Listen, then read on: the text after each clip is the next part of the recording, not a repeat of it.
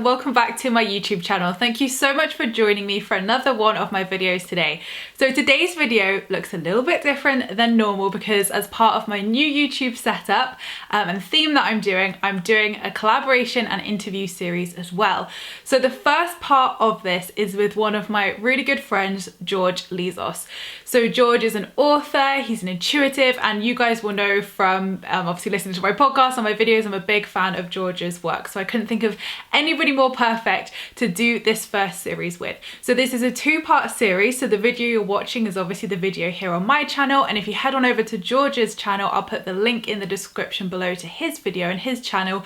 You'll be able to watch another conversation between George and I on another topic linking to this video. So we're going to be talking about manifestation and destiny. So manifestation versus destiny, which I know so many people will want to watch having watched this video. So today we're going to be talking about soulmates versus twin flames, which I know is a highly requested topic, and I'm super excited to be bringing George onto my channel today for us to discuss the differences, how you know if you're one, what they mean if everyone's like, what the heck are these, and also what they can mean for love and romance as well. So welcome, George. I'm so excited for you to be here today. Hello Emma, I'm so excited to be here. I know we've been talking a lot about both of these topics for a long period of time, and I'm so excited that we're bringing all these public, and I can't wait to get started. So I was wondering whether we can jump in right ahead, and I have the first question for you, which is something that we have a different perspective about. You're gonna share your perspective, I'm gonna share my perspective, and I can't wait to see where this goes. And of course, with from everybody watching live right now, please let us know in the comments how you feel about these topics so we can all join the conversation. So, twin flames and soulmates. What are the differences between the two? I know you've explained to me before, but I still have questions. I'm still not 100% there, and I'm so curious to find out. Yes, and I think so many people have this question. And you know, go back to 5-6 years ago on my spiritual awakening, I'd only really heard of soulmates. You know, soulmates are so commonly spoken about. You know, it's like, oh, finding your soulmate, happily ever after love. You know, soulmates are wildly known, whereas twin flames and even karmic soulmates are not spoken about enough. So the word twin flame came to me. It was actually after I met my twin, ironically. It wasn't really before. I'd heard small things, but nothing in depth. So essentially, the differences are that a soulmate is two souls in two bodies. This is how it's described. Now, again, this is just what is out there. This is common information. I'm not saying this is the be all and end all, but this is how, if a twin expert or a soulmate expert was to explain to you, this is how I believe, and you know, what a lot of people would explain. So two souls in two bodies is soulmate. So a soulmate is very much happily ever after love. That doesn't mean that they're not going to have karmic contracts, soul contracts, and also challenges and things like that. I think a lot of the time when soulmates have arguments or have, you know, things happen in their path, they're like, whoa, and it's like, do you know what? Our divine assignments are assignments as well. So soulmates flow very easily. You know, that love is very like easy flowing, things move very quickly, and it's very harmonious. Karmic soulmates are kind of your in-between. So karmic soulmates, and I've met a few karmic soulmates in my lifetime, are here to awaken you essentially. Not necessarily awaken, but have those kind of karmic contracts with. So my ex, before I met my twin, was a karmic soulmate, and obviously he's what led me onto my spiritual journey. I had my depression through that. So our very like karmic relationship felt very karmic in terms of it wasn't the healthiest of relationships. That's not to say all karmic relationships are not healthy or toxic. That's not what I'm saying. But that particular one was. So very often you can sort of notice that. So that's your karmic soulmate. So you feel that recognition. Again, with soulmates, you feel recognition. You're like, I know this person. I feel like I've known this person forever. There's that connection, that undeniable connection between you as such. But karmic soulmates, I found, and you know, from my own experiences, have one been that kind of like getting me on my journey, getting to me where I want to be, but also healing as well, like bringing up healing and bringing up the things that I need after that twin journey. So twins. So twins, and again with karmic soulmates, two souls in two bodies. Twins are supposedly one soul in two bodies. So a lot of the time when you hear about soulmates, they say, oh, it's, you know, you're the same soul in two bodies. That's not soulmates. that is twins. Now, a lot of people, there's a lot of misconceptions about twins online. A lot of people think that everybody is a twin flame, and that, that you can have multiple twin flames. That is incorrect. You only have one. And no, not everybody is a twin flame in this lifetime. That's not everybody's path. Some people are destined to be soulmates or karmic soulmates and be with karmic soulmates. And again, with karmic soulmates, it can go either way. You can end up with that person or not end up with that person. It all depends on destiny. It all depends on contracts and so many different things. So twins, so you can only have one twin. Not everybody is a twin. One soul and two bodies, supposedly. I'm not sure how I particularly sit with that, if I'm honest. I think a lot of people are like, nope, that's fact, but I don't know. I think I'm still questioning that one personally as a genuine twin. I do still question that, but isn't that what life is? We're here to question and, learn things. So with that, not everybody is going to be a twin. Not everybody is going to go along that journey. And the one thing I see is people thinking that their forever person or their forever person they're going to spend this lifetime with, or a big chunk of their life with, is their twin flame. Incorrect. Incorrect. You can end up with your twin flame. You can spend your life with your twin flame if you are a genuine twin. But again, it all comes down to soul contracts. It all comes down to karmic. There is no set rule with this. You and your twin have decided what happens. It's all pre-decided up in your kind of like governing meeting before you come down here. So again, there's all this kind of speculation online, which I think really I struggled with through my twin journey, because it was like, what do you believe? What's true? What's fact? What's fiction? So those are the differences of what I would say twins, soulmates, and karmic soulmates are. But in terms of what the purposes are, the twin is really that divine mirror. So this is why they say it's one soul and two bodies. It's a divine mirror. So this person is literally reflecting everything to you. We have divine mirrors in all our divine assignments, but the twin is that ultimate mirror, mirroring your triggers, mirroring your shadow work, and mirroring everything that needs to come up to the surface. So the point of twins is really a very deep inner journey, inner work journey as such. So it's really about that divine union. You may hear divine union used a lot. Yes, that can mean a physical 3D relationship and union between you both, but the actual twin journey of divine union is divine union in self. And I'm never going to sit here and call myself a twin teacher. I'm never going to sit here and say I know all the ins and outs of everything. I don't. I'm only speaking from my own experience, from working with clients, and from my own journey, and from witnessing my friends' genuine twin journeys as well. So I think a lot of people think they're twins, but actually a lot of the time they're not, and that is something to truly celebrate. I see pedestaling of twin flame relationships, which is nope, that's a hell no. I see people desperate to manifest their twin. You cannot manifest being a twin flame. You're either one or you're not. It's either in your destiny or it's not. So please don't manifest the twin flame, manifest love. If you were meant to be on that journey, you will. If not, celebrate, because believe me, it's a tough journey. And that's not to put people off, that's not to scaremonger or fear people. It is a deep, unraveling journey. It is not for the faint-hearted, and any true twin will be like, hell yes, sister, like I feel you on this. This is a lot.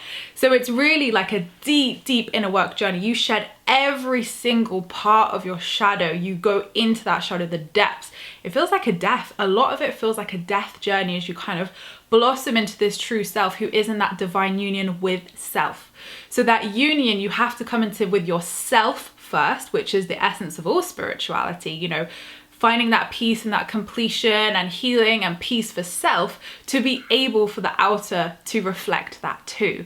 So the twin journey is all about coming home to yourself, and then whatever happens in the physical afterwards with your twin, with your relationship, your partner, is destiny, is those contracts. So that's how I would explain it, George. But what is your take on them?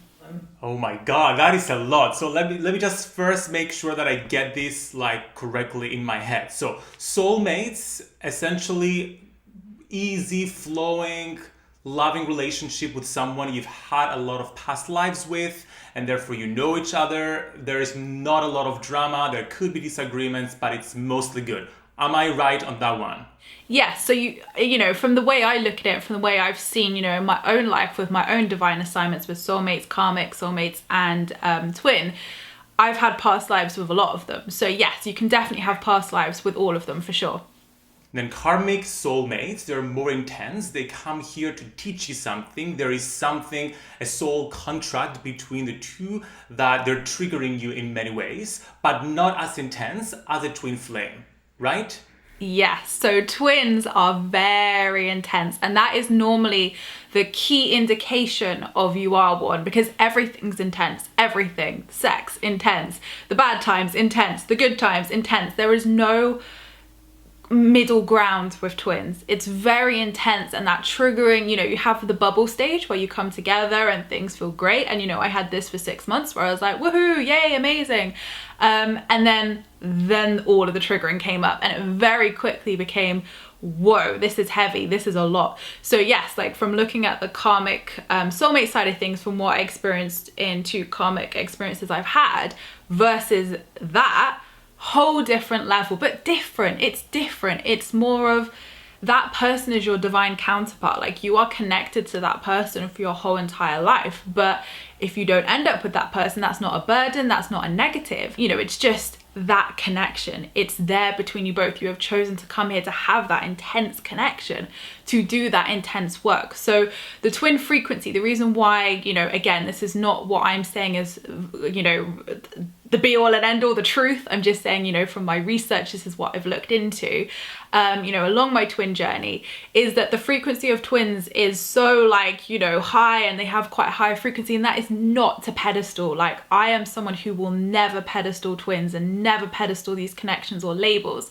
But I think because people see that, they're like, oh, they're these chosen people. Like, believe me, I would, if I didn't have to do that journey, I wouldn't have, trust me. So because the energy is so intense, and because the energy is a lot, and it is a lot, from going through it myself, from seeing clients and even my friends going through this, some of them, it is intense. So yes, that energy is very, very intense, because it is that divine mirror, and you are here to both come into union. Whether both do in a union is, again, down to soul contracts, karma, destiny.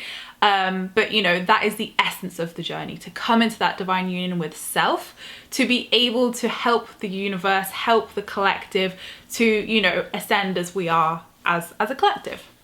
Yeah, that makes total sense. Thank you so much for explaining them. I think I have them clear in my mind right now. So here's my perspective. So for a long period of time, I thought that twin flames was just a way for spiritual people to justify toxic relationships. Therefore, okay, this person is my twin flame. Therefore, whatever happens, I have to stay with them, and therefore justifying hurt, justifying getting betrayed, justifying abuse sometimes.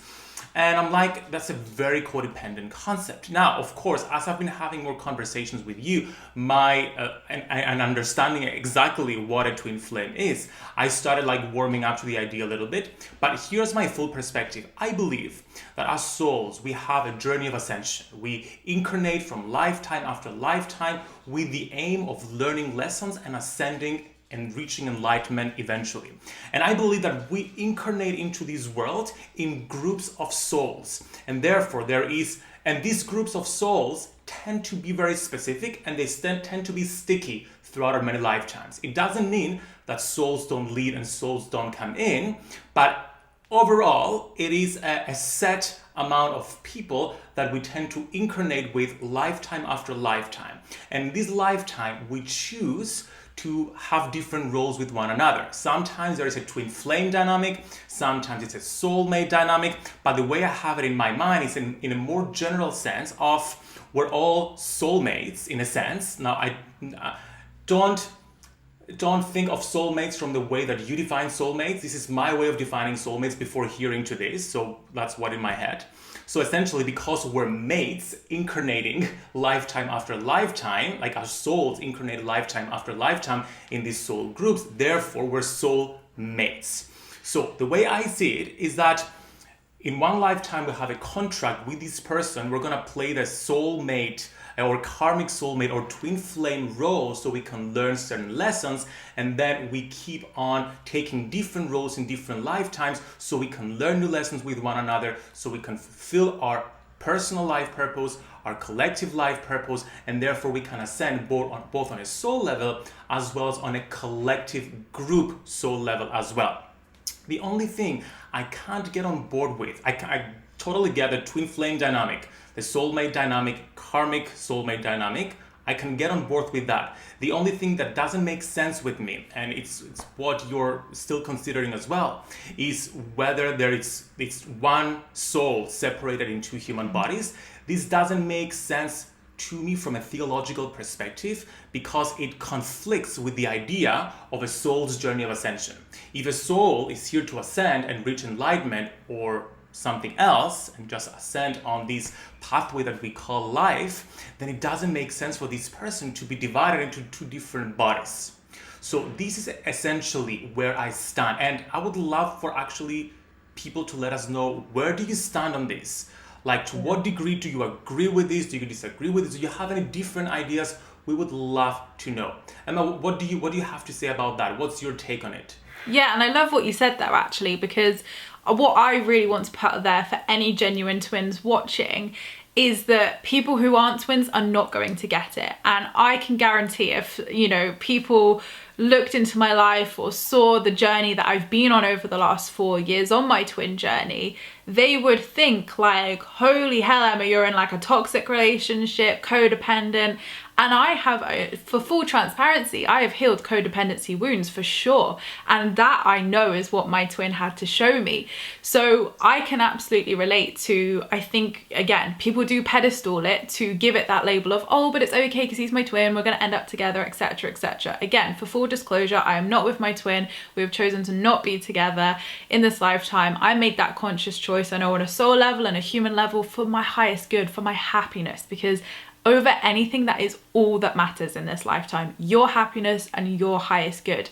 And I think there's a lot of shame in the twin community of not being with your twin or not putting up with that. And I think it's like, well, actually, if you look at that true essence of the twin journey, and two people I would really recommend looking into, and the only twin teachers I would recommend are Cassidy Kane, who's a Hay House author, who I think her website is Twin Flames 1111, and also Dove and Nicole from Twin Flame Revolution. They're the only two people I have found who are talking sense, are not sugarcoating things, and not BSing people as well. Because when I was at the beginning of my twin journey, it was very much, oh, it's okay, just go through it, focus on them, it's all going to get better. When actually, the more I focused on myself, the more I worked on my inner work and my inner journey, because that is the true essence of the twin journey, self to start off with, and coming into inner union, I realized that my life was shifting. I didn't feel stuck, I didn't feel burdened, I didn't feel trapped by that connection or that, what I was going through. Although it wasn't great and obviously I had big lessons to learn, I actually found that by the more work I did on myself, healing that codependency, healing my past trauma, that actually I got to that place where I was like, do you know what? I do deserve better. I do deserve happiness. But only you are ever going to be able to answer that, Maybe that is with your twin, maybe that's with a soulmate, maybe that's with a karmic soulmate. But what you said, George, I definitely agree with. We reincarnate with those groups, and how, who that role plays. I mean, I do believe it is the same twin per lifetime. You don't have different twins, but like with soulmates, you could choose to be with one soulmate one lifetime, another one a lifetime, to learn something different. So you do only have one twin, that's what I will say. But I fully agree with what you said, George, and I think that's why I question the one soul in two bodies, because I've seen so many past lives of myself with different connections with my twin, and I'm like, I'm seeing the ascension I'm doing, but what about the other half? And again, that's from my very human perspective, of course. If we were looking at this from like a soul perspective, not in our human forms, I'm sure it would be different. But that's where I get stuck on too, because I'm like, well, I see my ascension and my lessons and my growth, but then I'm seeing that as, especially in this lifetime, as that stepping stone to growth, so that I can lead and teach and be who I am. And, without that journey, I wouldn't be the person I am sat here now. I am so grateful for that journey. But the pedestaling is not healthy, because that in itself is the toxicity and toxic spirituality positivity, because it's keeping people trapped and stuck when actually you can empower yourself. And again, I know twins who are together, this is not me saying every twin doesn't end up together. That's not true. It comes down to destiny and soul contracts. It is a mixed bag for every single person. But in the true essence of it is that union in self. And if you have chosen that path, focus on yourself. Do not tell people about everything, because they're not going to get it. And when people don't get it and people have opinions and people make judgments, that's where the murky energy comes in. And people can, like, you know, energy is very sensitive with twins. So I would definitely say protect it with your life, protect it in a bubble, you know, tell safe and trusted people who get it and who understand and who are there to support you from that, you know, unconditional space. But focus on yourself, because that is the one thing you can do to empower yourself to give you the best chances to be with your twin if that is destined to happen. And it allows you to complete that inner journey, so you're not feeling burdened or like, oh, this is what I'm going through. But it also gives you that self-love and empowerment to be like, actually, if this is toxic, which you can experience with karmic soulmates as well, it's not exclusive to twins at all. Anybody can be, you know, negative or toxic for you, you know, if that's what's meant to happen. Then it's looking at saying, well, I don't have to put up with that. What is my twin teaching me? What lesson is this? Is it self-worth? Is it self-love? Is it, you know, codependency, etc.? So I think it's really, everybody's situation will be different. I know twins who haven't had as much toxicity as others, of course. Everybody's journey and lessons are different, but it's looking at your specific situation, taking the focus off what's online, other people, maybe even what I'm saying, and tuning in and saying, what is my truth? What is this showing me? What do I feel in my heart? And what is the most empowering thing I can do for myself here and now? Oh my God, this makes total sense. Thank you so much for explaining it so clearly. There is so much misinformation out there, so it's very refreshing to get a straight answer from someone. So my question now has to do with, how do we know whether you are a twin flame or not? And I think we've had this conversation before. I was dating this guy and you're like, George, do you think you may be twin flames? I'm like, how do I know? So what would you say? Yeah, so there are some clear factors as such, or indicators of what, you know, they're very obvious. Like, it's almost like textbook now, where when a client comes to me and they're like, oh, I'm having these relationship issues, what do I do? And I'm like, tick, tick. Have you ever heard of the term twin flame before? And again, I am someone who responsibly gives that information. From someone who's been through the journey, who has read all the BS online, has got wrapped up in all of it, and then be like, hang on a minute, this is so not healthy and so not good, and it didn't do anything for my journey whatsoever. When I took my power back, when I focused on myself, that inner work, I was able to then see it clearly for what it was, but then also, you know, people who were twins were naturally gravitating towards my coaching, for example. Like I said, I would never call myself a twin teacher. I would never put that out there. It's not my work. It's not my forte. But naturally, people who were having these experiences were coming to me, you know, to work on themselves, of course, but then we were uncovering this. So the key things that I see time and time and time again is you know, big age differences. So me and my twin were 9 years difference in age, although you wouldn't think it looking at pictures of us, but yes, we were 9 years apart in age. So age can be a big factor. I've seen a lot of age gaps and age differences with a lot of twins. Cultural differences, so maybe they were born different parts of the world, grew up differently from different backgrounds, maybe from poverty, maybe from wealth, things like that. You normally see quite opposition, a polarity in terms of maybe their childhood, how they grew up, their living circumstances, age, race, etc. Religion as well is another big polarity that you see. Maybe one's strictly atheist, one's really spiritual, and you do normally find that one of the twins is awakened or is conscious to spirituality when they get on that journey. So you do normally find, and I see it time and time again, one's spiritual and doing the work, one's probably not. And I'm not gonna stereotype that into divine feminine or divine masculine, because again, it is not set in stone. Either one could be doing the work or not be doing the work, or maybe neither are doing the work. Again, I'm just speaking from the ones I have seen and I'm aware of. So it could be completely different. So supposedly in twin teachings as well, you have divine feminine and divine masculine, which every single human being has within them, both energies within them, that yin and yang, that you know, polarity energy as such. So every human has that. But essentially, again, not sure where I sit with this fully, but I'm not saying it's not true. Again, I'm like, maybe it is, maybe it isn't. But just for the sake of information and context, one twin is the divine feminine and one twin is the divine masculine. So that doesn't mean just because I'm, you know, I class myself as female in this lifetime that I'm the divine feminine, although that is what, you know, if I was to say, right, each twin is a divine masculine and divine feminine counterpart, I would definitely say I was the feminine and he was the masculine. But just because that's our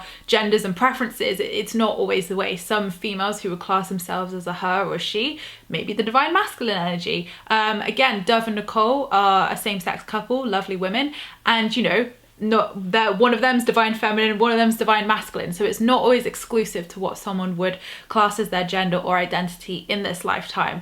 So some other ways that you can identify is probably the timeline of events. So those key factors of having those extreme polarity and differences, maybe age, race, religion, growing up, circumstances, family, like it's very polarized a lot of the time, and I don't think I've seen one person who hasn't been like tick tick tick tick to all of that. Even myself could tick a lot of that off. And then the other things you can see is the timeline. So normally you have the kind of bubble phase where they come together. Now again, when you meet your twin, it's not set in stone. You could go into a relationship. A lot of the time, actually a lot don't. I was quite lucky, I did. For a while we had 6 months where it was that relationship stage and then went into the twin work. So sometimes they can come together for short amounts of time, sometimes they don't, it's just that meeting and then the twin journey happens.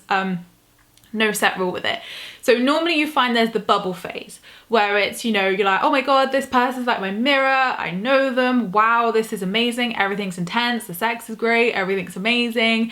And then you have the triggering and then you have all the inner work that comes up. So this person will be able to trigger you like nobody else, trust me. They are like the trigger of all triggers. So they will be bringing up that inner work. Sex is very triggering for twins. It will just bring up so much energy, inner work, etc. So that's why the sex is so intense. The energy is like intense, but then also it's like intense because of the inner work as well. So it can be really triggering for a lot of people. And then you've got the inner work that comes up. So again, you're probably feeling like, oh my God, what is happening? Like I met this person, I thought it was amazing, and now like all this work and I don't know what's happening. You also have the runner and chaser dynamic. Again, it's not exclusive to one. I definitely ran, I definitely chased, he definitely ran, he definitely chased. Again, like they do switch roles.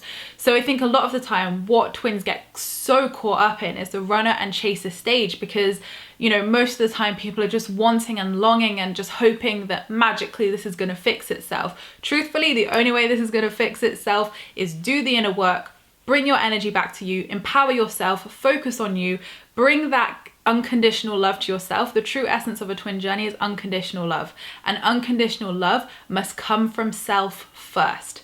So doing your inner work is allowing you to do the unconditional love, to come into completion and fulfillment with yourself. I don't want to say completion because we're always works in progress, of course, but you know, coming into that fulfillment and harmony and balance with self, so that if that is meant to happen, the other party does it as well. But maybe that's not what's meant to happen. So all you can do is focus on yourself, love yourself, empower yourself, do your inner work. And if it's destined, it will be. If not, it never was. And you'll be guided to, you know, a lovely soulmate or a lovely karmic soulmate who is, you know, going to be right for you because the universe knows what it's doing. So there's no love lost. Like, you know, there is no love lost here. It is all positives because you're able to come into that union with self. So focus on yourself. Don't tell people, like obviously share it with your safe circle. But also as well, don't pedestal it, because pedestaling is disempowering and it's really taking the focus off of actually what the journey is. So if you're going through that really deep triggering stage, like focus on you, work with someone if you feel called to, do the inner work. The journey is all about the inner work, and that is the only way through. There's no other way through. You have to do the work. So that's how I would describe twins in a nutshell. Essentially, what I'm hearing is a lot of polarization, a lot of contrast when it comes to twin flame relationships. And I'm curious, are twin flame relationships solely romantic, or could they be a friendship or a family relationship? Do you know what? That's really interesting. I love that question. I've seen it romantic. I I don't think I have seen it in friendships or family. I've seen it all in romantics, and I think anybody watching who has gone along the twin journey, because of all the intensities, it's like your soul is drawn to that person, like you want to be with that person in like every way, but then also that person petrifies you, and it's like the most triggering thing you've ever done. So there's that polarization of, I feel like I want to be like close to this person, but oh my god, I can't. Like, it's that runner chaser complex and polarity again. So I have only seen it in romantic terms, and I don't think I've ever seen it in a friendship or family member, because to me that's more the soulmates and karmic side. The twin, if we're saying, you know, it is that other half to you, is that divine self. So not, you know, you can have situations where people want romantic relationships, but say the other person doesn't want that. You can have that for sure, because, you know, that is very much the runner chaser stage where, and I see this more common than none, they meet, they're like, oh my god, we really like each other, one gets triggered, one starts running, the other one's like, oh my god, what happened? Like, I really liked this person, I thought we had this connection, it was great, and then you start getting triggered. So again, not mutually exclusive, they can swap over. Then the person might come back and say, oh, actually I want to give this a go, and then you're like, oh my god, no. So I think it's so different for so many different people. There's no one shoe fits all, one size fits all. But yeah, I think it, personally, for my own opinion, I think it's romantic. So there's clearly a lot of polarity going on. Now, what happens, let's say in a hypothetical scenario, the two people in this twin flame relationship, they show up, they see their triggers, they do the inner work, they heal. Is there a point when there is divine union? And when there is divine union, is it all rosy and happy and joyful? Good question. And again, I can only speak from my own experiences, because that's the only truth and experience I have, right? So, you know, people say to me like, well, when do they get together then? When's the finishing? And I mean, it could be a year for someone, it could be 6 months for someone. For me, it was a course of 4 years. 4 years, 4 years that, actually no, 3 years, sorry, not 4 years, 3 years that I was in that dynamic and going through that inner journey. So although the romantic relationship ended sort of after a year, you had 2 years of that back and forth and inner work and healing, and oh my god, it was like so much, so much. So I don't think there's a definitive right after 2.5 years, boom, you come together or you don't come together. But the only way I can describe it from my own experience was when I made that choice to walk away for good, and was when I made that choice of I deserve better. And it was almost like a flick had switched. That's the only way I can describe it. Of it then felt dormant, it felt done. And even like when I went to George, for example, or my other kind of intuitive psychic friends who don't believe in twins, they were like, yeah, the karma's gone. And it was almost like it was that moment of it's done, and I didn't even question it. But it was crazy, because over those 3 years I was like, nope, there's more to come, there's more to come, that needs, you know, I just knew it. But in that moment I knew, and in that moment I was like, I've made that decision for my highest self, and maybe that, you know, that's always what was meant to happen, you know. So I think it comes at that point of inner union, and I think over the last year, as I have made that decision nearly a year ago now, and have had so much then after twin work come up to the surface of finding that true balance now, and finding that release, and like moving on to the next stage of my life with whoever I'm meant to be with, I saw that balance and I saw that union. So sat here and now in that quote unquote inner union, and again, whether that's truth or not, who knows? But for me, in a place of where I feel the most inner union I've ever felt, I feel at peace, I feel happy, I don't feel anger, I don't feel upset about the situation. And you know, it was not a pleasant experience, it was very, very difficult. But because I've done that work, and because I've released it and found peace, and that karma, that twin journey is done, I feel peace, and I'm able to now move forwards and be like, right, this is what is for my highest good. So really, yes, if both do the work, and again, both of them may not do the work. One may do the work, the other one may not. It's not exclusive. They may both do the work. It comes that point that only you can pinpoint, where it feels peaceful and it feels done.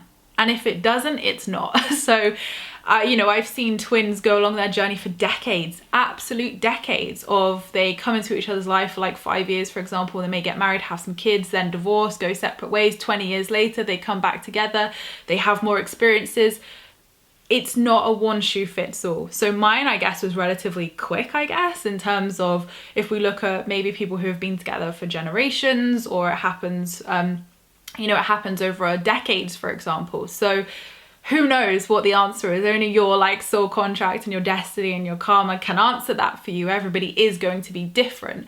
But I think for me, in terms of when I knew it was that point, was how I felt within myself. And that's the only thing you can judge, because you don't know how that other person is truly feeling. You don't know how, you know, you're not responsible for that person's inner work. You're not responsible. And I think that's the one thing I would say to twins as well. You are not responsible for that person's work.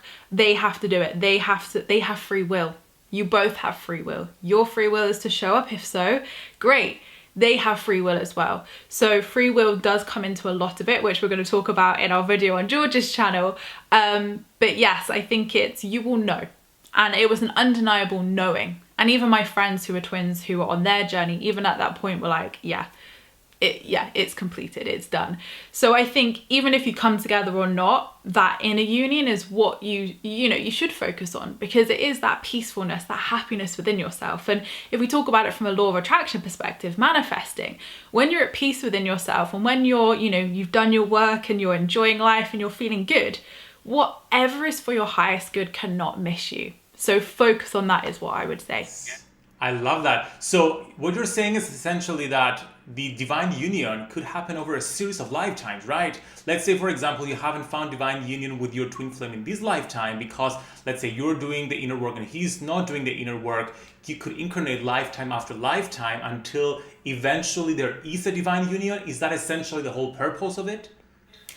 Yeah, well, it's, again, what's truth, what's fiction, who do we know? You know, we're all kind of guessing and formulating our own things, so who knows what the divine truth of that is. But again, from my personal experience, I have seen multiple lifetimes with my twin where it's not been pleasant, it's not been great. I don't think I've actually seen any which have been come together, happy, fulfilled. Maybe a few, but I suppose I wouldn't be drawn to them for the work anyway, because the work is here and now. So I'd be drawn to the ones which did need the work and releasing, and karmic releasing on as well. So if you are a twin, past life work is essential. I would say it is essential to do, because it's not just this lifetime you are reacting from or responding from.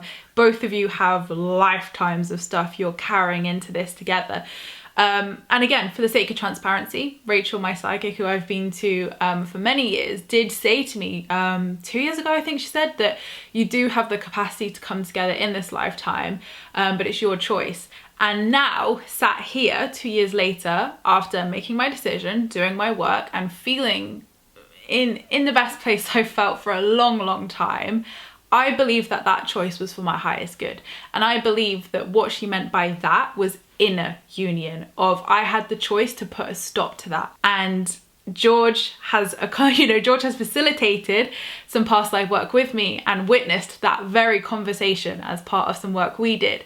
So I think it can look different, of that coming into union could be a choice for self, of empowering yourself and saying, I don't want to do that again, or I want better, or I deserve better. That could be the union. We don't know, it could be. And equally, if what George said, you come together and you make peace and you heal and you come together in that lifetime, that could also be union as well. So I just want to say, who knows what the right answer is? But for me and my truth, that's where I sit with it, definitely in this lifetime. Okay, now let's talk a little bit about manifestation. Can we actively manifest, whether it is a soulmate, a karmic soulmate, a twin flame? How does that come into effect? And good question, because this is like the question on everybody's lips, right? Twins, you cannot manifest. You're either one or you're not. Simple. It's either going to happen or it's not. Soulmates and, I guess karmic soulmates, again, it's soul contracted. So if you're meant to have that experience, you will. If not, you're not. So I feel like, and we're going to talk about this massively on George's video over on his channel, about free will versus destiny.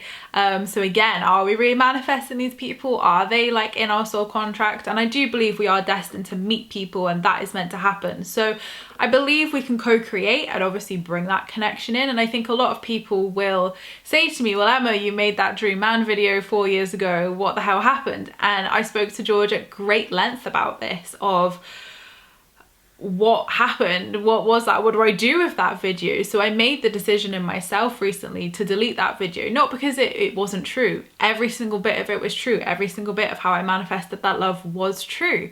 But for me moving forwards, and for the respect of, you know, future partners and people I'm with, I don't want that baggage there, or I don't want to be bringing that baggage, that suitcase. You know, some people have their marriages, houses, children, pets, whatever. Mine is a YouTube channel and a book, for example. So, you know, I think for the sake of respect for myself and my partners moving forward, whoever I end up with, that it felt right to remove that video and do something like this, but also talk more about it from a more progressed place when I have the answers, or when, you know, I do manifest more love into my life. So in terms of manifesting dream men, husbands, whatever, you know, what I manifested 4 years ago was true. I did manifest that person. He was very much a lot of what was on that list, of course.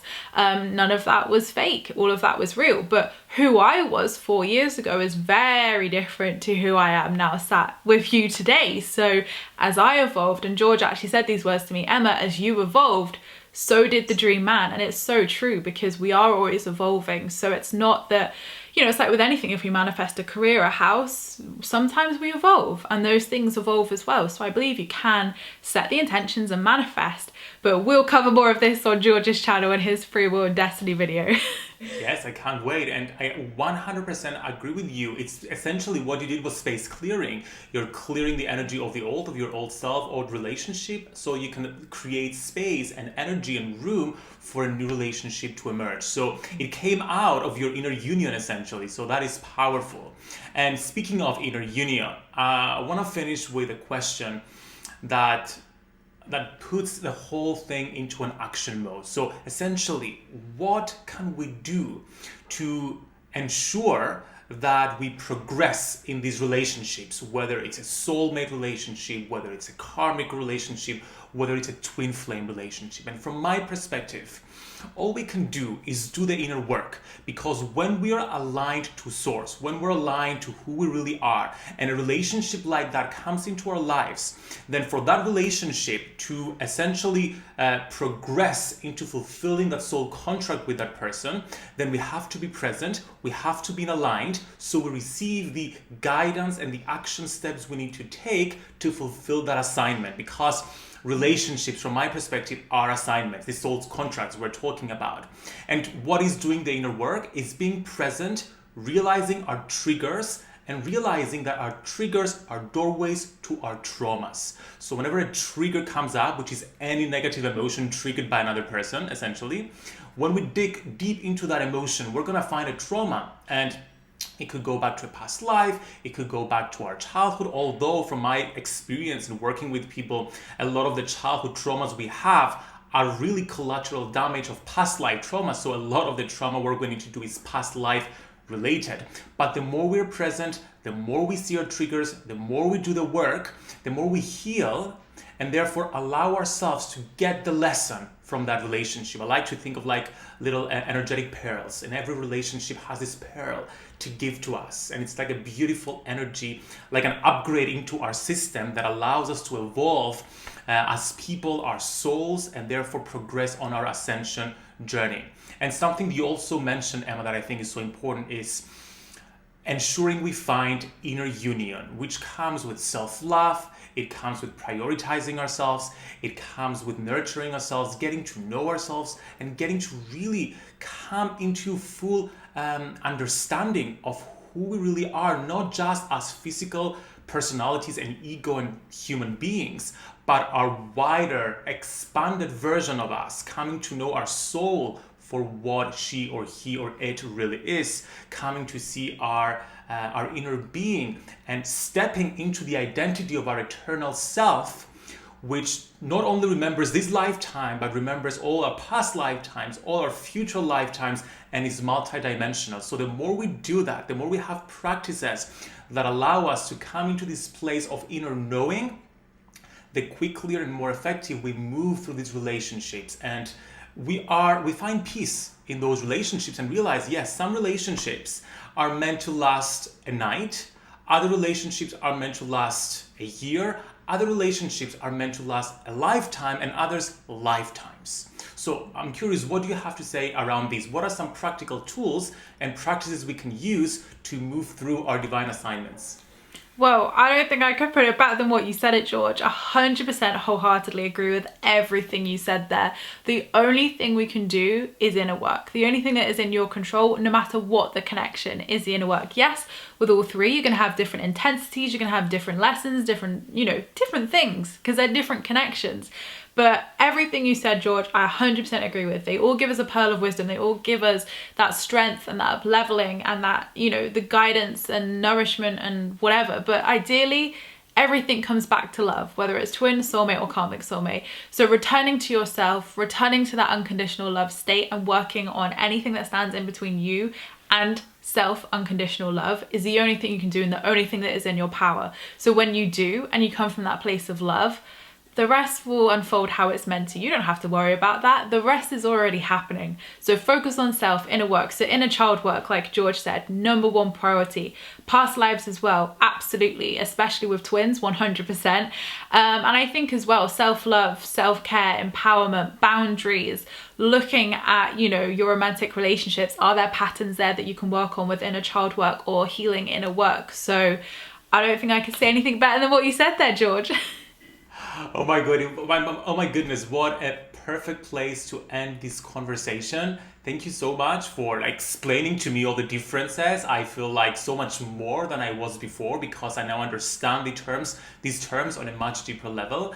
And I can't wait to continue the conversation on my channel all about manifestation and destiny.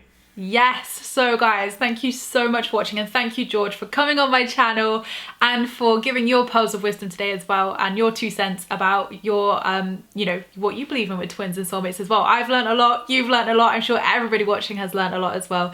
So thank you so much, guys, for watching our video. Like George said, you can head on over to his channel, links in the description below, where you can then go and watch our free will versus destiny video we've done together. So please make sure to subscribe to George's channel and watch that video as well for the second part of our 2-part series. But we just want to say thank you so much, guys, for joining us today. We appreciate all your views and likes. Don't forget to subscribe if you're new here, because I'd love to see you again soon. Don't forget to leave us a comment in the comments box down below of your thoughts on everything we've covered today, what your take on soulmates and twins are. Do you believe they exist? What are your experiences? Please do let us know. And of course, you can join my free Law of Attraction support group over on Facebook, where you can join myself and other like-minded souls, where we talk all things Law of Attraction and spirituality. I hope you have a great week, whatever you're up to, and we're sending you all lots of love, guys.